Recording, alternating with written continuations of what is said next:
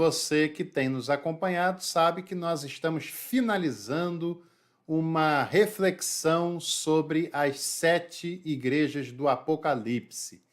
Nós temos aqui a playlist preparada que, assim que esse vídeo estrear, nós vamos organizá-la melhor para que todas as 7 fiquem na mesma playlist.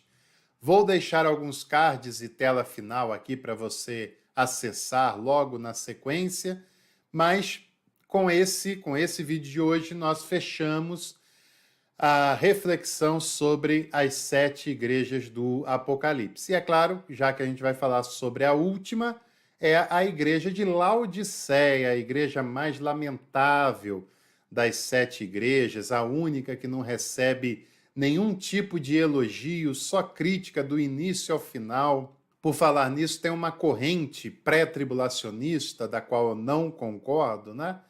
Mas que eles dizem o seguinte, que as 7 cartas do Apocalipse, elas simbolizariam um período da história da igreja até chegar na igreja contemporânea com a igreja de Laodiceia, né? É claro que eu não concordo com isso não tem a menor possibilidade de ser. Quem escreveu as cartas nem imaginava que seria o dia de amanhã, que dirá 2000 anos à frente, ninguém garante quanto tempo a gente vai ter lá para frente e tal, mas que o simbolismo da igreja de Laodiceia com a igreja, pelo menos no Brasil, né? Pelo menos dos grandes centros, dos centros de médio e grande porte, essa simbologia ela é muito pertinente, ela encaixa muito bem, né? É claro que você não pode generalizar, achar que a igreja no Brasil é tudo igual, que o Brasil, a igreja aqui é igual a qualquer outro lugar do mundo, né? Falar do século XXI é uma realidade muito grande, muito plural, muito vasta, não dá para generalizar, dá apenas para a gente ter uma perspectiva do nosso ponto de vista, né? Enfim, mas é só um comentário, né? Na verdade, o texto se encontra no livro do Apocalipse, capítulo 3, do versículo 14 até o versículo 22, que eu vou ler com você nesse momento. É a última carta, fechando o capítulo 3. Diz assim: ao anjo da igreja em Laodiceia escreve: estas coisas diz o Amém, a testemunha fiel e verdadeira, o princípio da criação de Deus. Conheço as tuas obras, que nem és frio e nem quente. Quem deras fosse frio ou quente. Assim, porque és morno, e nem é quente nem frio, estou a ponto de vomitar-te da minha boca. Pois dizes: estou rico, abastado e não preciso de coisa alguma, e nem sabes que tu és infeliz, sim, miserável, pobre, cego e nu. Aconselho-te que de mim compres ouro refinado pelo fogo para te enriqueceres, vestiduras brancas para te vestires, a fim de que não seja manifesta a vergonha da tua nudez, e colírio para ungires os olhos, a fim de que veja. Eu repreendo e disciplino a quantos amo, sê pois zeloso e arrepende-te. Eis que estou à porta e bato. Se alguém ouvir a minha voz e abrir a porta, entrarei em sua casa e cearei com ele e ele comigo. Ao vencedor dar-lhe-ei sentar-se comigo no meu trono, assim como também eu venci e me sentei com meu Pai no seu trono. Quem tem ouvidos, ouça o que o Espírito diz às igrejas.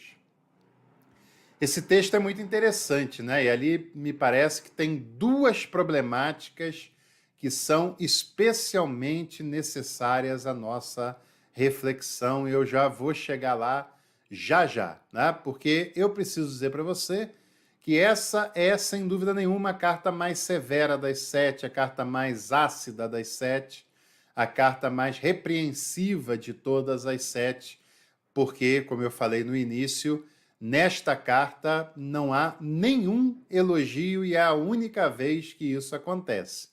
Tem 2 cartas que só têm elogios, né? Esmirna e Filadélfia. As demais têm elogios e têm críticas, mas em Laodiceia é só repreensão do início ao fim. Que tragédia que estava se tornando a igreja localizada na cidade de Laodiceia.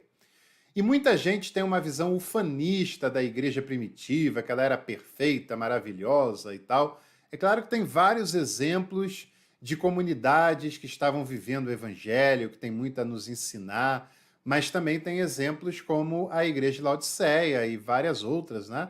De que, mesmo sendo igreja primitiva, estavam bem distantes dos ensinamentos do evangelho, dos ensinamentos de Jesus. A cidade de Laodiceia era uma cidade muito estruturada, talvez dessas 7, a mais estruturada de todas, a mais próspera de todas, a única que era maior do que Laodiceia, com uma estrutura também muito forte, era Éfeso, mas Laodiceia tinha teatros, tinha estádio, tinha ginásios, tinha uma série de construções que valorizavam e muito essa cidade. Além disso, ela era um importante centro bancário e comercial, né? Boa parte das transações financeiras da Ásia Menor passavam pela cidade de Laodiceia. Então, isso gerava muita movimentação financeira, muito enriquecimento e também muita riqueza na cidade. Do ponto de vista do comércio, Laodiceia era internacionalmente conhecida por causa de uma lã negra, uma lã de cor escurecida que ela produzia e que era praticamente uma exclusividade de Laodiceia, o que ela podia vender com preço bem mais elevado, né, no mercado internacional, e isso trazia um retorno financeiro também muito grande para aquela cidade. Outra característica é que em Laodiceia tinha um centro oftalmológico bastante desenvolvido em comparação com as outras cidades, é claro, para os padrões daquela época. Laodiceia havia desenvolvido um colírio que era bastante eficaz no tratamento de doenças oftalmológicas que se tinha conhecimento naquela ocasião. Pessoas, inclusive, viajavam para lá em busca desse colírio, em busca desse tratamento oftalmológico. Agora, por mais estruturada, rica, por mais destaque que a cidade de Laodiceia tinha, ela tinha um problema. E o problema era com o básico, o problema era com o essencial, o problema era com aquilo que faz realmente diferença, que era a água. Você sabe que o planeta Terra é majoritariamente composto de água, que o corpo humano é majoritariamente composto por água, que sem água não há vida, sem água não há possibilidade de vida humana, animal, vegetal, e a água é um bem essencial para a vida. Ninguém pode beber ouro, ninguém pode cheirar dinheiro, ninguém pode beber lã negra, ninguém pode respirar produção econômica de centro bancário, mas sem água ninguém vive, né? E esse era o paradoxo da cidade de Laodiceia. Uma cidade desenvolvida, estruturada, rica, mas que lhe falta o básico, que lhe falta o essencial, que lhe falta a água potável. Jesus disse que não adianta para o homem ganhar o mundo inteiro e perder a sua alma. E algumas pessoas acham que é perder a alma no sentido de ir para um inferno, né? Mas perder o que há de mais essencial, de mais íntimo, de mais valioso, perder aquilo que realmente importa, conquistar, enriquecer, crescer e perder a família, perder a identidade, perder os momentos mais simples e felizes, perder as relações mais satisfatórias da vida, que não há proveito nenhum nisso, né? Não há proveito nenhum em se perder pelo caminho tentando ter coisas e ser alguma coisa que não é de fato. Isso cabe muito para esse texto de Laodiceia e cabe muito para muitas igrejas em nosso tempo que cada vez querem ter mais, ter um templo maior, mais luxuoso, ter mais gente, ter mais espaço, ter mais relevância, ter mais papel político, ao passo em que vão perdendo o que lhe é verdadeiramente essencial, que é matar a sede dos sedentos dessa vida, que é curar as enfermidades daqueles que sofrem, que é o simples, que é o individual, que é o pequeno, onde as enfermidades e feridas são tratadas e curadas, onde o que é essencial pode ser de fato valorizado, de que não adianta conquistar tudo e perder o que é essencial, como a igreja em Laodiceia acabou experimentando. Havia um aqueduto que ligava duas fontes de água importantes, uma na cidade de Colossos, antes disso, né? Uma na cidade de Herápolis, que era conhecida pelas suas fontes de águas termais, ou seja, águas quentes. E todo mundo sabe que água quente é boa para circulação, é boa para a pele, cura doenças, cura enfermidades. Essa água quente saía de Herápolis através de um aqueduto e esse aqueduto ia quilômetros à frente parar na cidade de Colossos, onde essa água já era fria. Ela não tinha mais poderes medicinais, não tinha mais propriedades medicinais, mas era uma água fria, uma água boa para beber, uma água potável que mata a sede. Mas no meio do caminho estava a cidade de Laodiceia. No meio do caminho, essa água nem era mais quente e ainda não era própria para o consumo, porque ainda não era fria. E esse é, sem dúvida nenhuma, o maior problema dessa igreja também, né? Por isso o texto diz que ela não era nem quente nem fria. E quem dera ela fosse quente. E o que significa ser quente? Ser medicinal, curar enfermidades, curar feridas, sarar feridas. Quem dera fosse fria. O que é ser fria nesse contexto? É ser própria para o consumo, é ser ideal para matar a sede dos sedentos, né?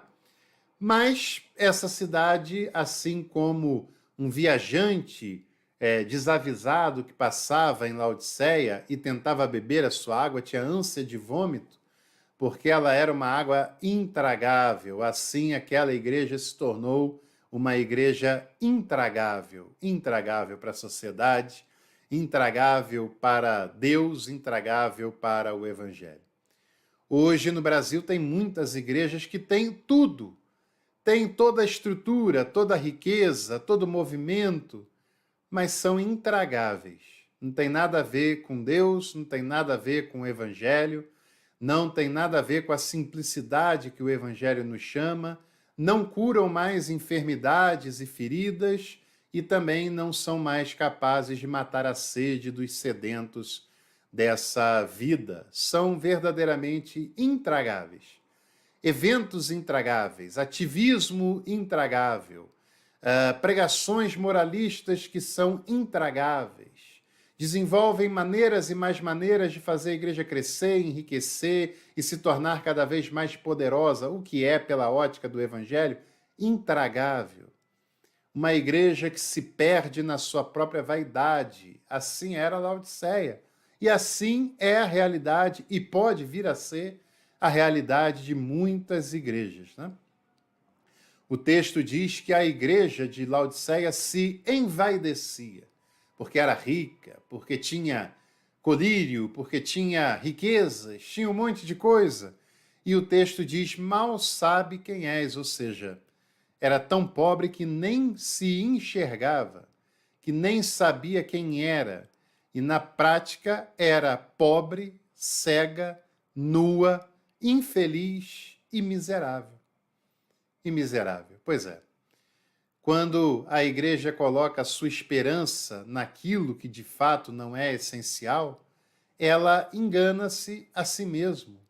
Quando nós depositamos a nossa esperança e achamos que a nossa riqueza se mede pelo que a traça corrói, pelo que a ferrugem destrói, nós nos enganamos a nós mesmos e nós não nos enxergamos mais.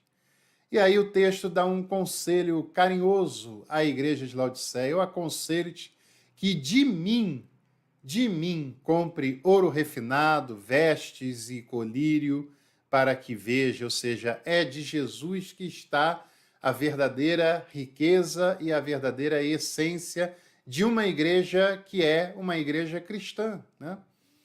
E outra coisa que é intrigante, mesmo assim, o texto convida a igreja ao arrependimento, porque ele repreende a quem ama. Mesmo assim, o texto não despreza essa igreja intragável. procura o seu arrependimento. Agora, o texto não tem esperança de um arrependimento institucional e estrutural daquela igreja. Ele não faz um apelo para essa conversão, para esse arrependimento, mas ele faz um apelo para indivíduos que estão lá dentro, que podem ouvir a sua voz e terem, de fato, uma intimidade com Jesus e com o seu evangelho. É muito difícil acreditar na restauração das instituições religiosas, pelo menos em boa parte do Brasil, né? O texto não tem esperança de que a instituição religiosa se salve, se converta, porque ela busca a sua própria glória, a sua própria riqueza, a sua própria grandeza. Agora, o texto, sim, tem esperança de que tenham pessoas que só estão enganadas, pessoas que só estão sendo manipuladas, mas que são sinceras. Mas mesmo as sinceras precisam dar ouvidos ao chamado de Jesus. E ali está a parte mais intrigante dessa passagem, que é quando Jesus diz: eis que eu estou à porta e bato. Muitos acham esse texto bonito, esse texto um convite à evangelização, mas esse é o texto mais lamentável que uma igreja pode ouvir de Jesus. Eis que eu estou à porta. Jesus foi colocado para fora da própria igreja. Por isso ele está à porta, batendo, querendo entrar. Se ele quer entrar é porque ele está do lado de fora. E quem o colocou do lado de fora? A igreja. A igreja tomou o poder e o colocou para o lado de fora, porque os seus valores não são mais os valores dessa igreja. Porque as suas prioridades não são mais as prioridades daquela igreja. Aquela igreja resolveu fazer do seu jeito, resolveu colocar na frente as suas prioridades, resolveu ser guiada pela sua própria vaidade. E Jesus foi posto para fora. Essa igreja fazia culto, pregava, orava, mas Jesus estava para lá de fora. Você não pode se enganar com reuniões que têm orações e as decisões são apenas humanas e egocêntricas.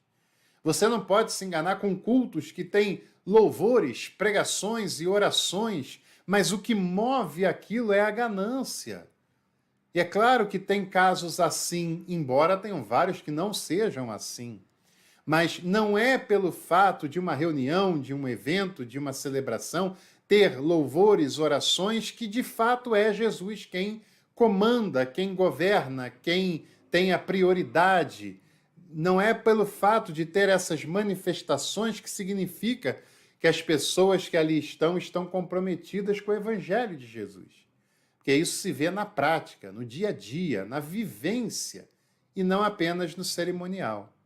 Jesus foi colocado para fora e batia na porta na esperança de que alguém o ouvisse e abrisse a porta. E a sua esperança é individual. Se alguém ouvir a minha voz e abrir, eu entrarei e cearei com ele, ou seja, quem ouvir a sua voz, abrir o seu coração e recebê-lo, terá intimidade com ele. Ele fará uma ceia, sustentação, alimentação, cuidado, proximidade. E esse deve ser sempre um convite a cada um de nós a saber que devemos sempre estar com o coração aberto para que Jesus faça morada lá e ele possa guiar as nossas vidas e as nossas decisões. Que, se você gostou desse vídeo, deixe seu like, compartilhe esse conteúdo e vai aqui na descrição do vídeo. Conheça nossos cursos e e-books e até o próximo vídeo do nosso canal. Boa semana, fique bem.